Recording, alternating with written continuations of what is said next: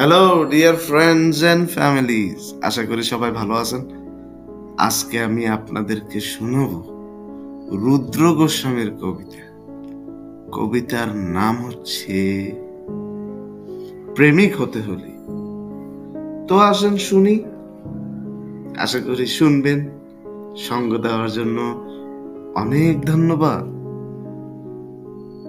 ওই যে ছেলেটাকে দেখছো, পছন্দ মতো ফুল ফুটলো না বলে মাটি থেকে উপড়ে ছুঁড়ে ফেলে দিল গাছটাকে।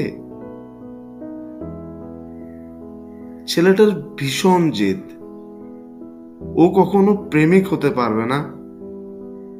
এই তো সেদিন কাঁচের জানালা দিয়ে রোদ ঢুকেছিল বলে কাঁচওয়ালার বাড়িতে গিয়ে তাকে কি বকা। কাঁচওয়ালা তো সাদা কাঁচে রোদ ঢুকবে না এমন আবার হয়? ছেলেটার খুব জেদ,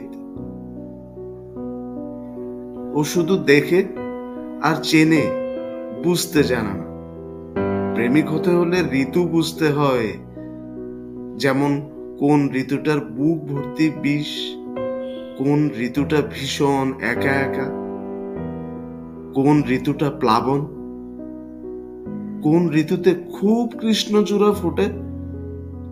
ছেলেটা ঋতুই জানে না, ও শুধু দেখে আর চেনে, বুঝতে জানে না।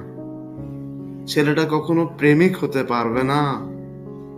প্রেমিক হতে হলে গাছ হতে হয়, ছায়ার মতো শান্ত হতে হয়, বৃষ্টির জন্য অপেক্ষা করতে হয়।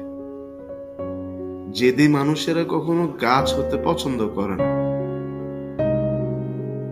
তারা শুধু আকাশ হতে চায়।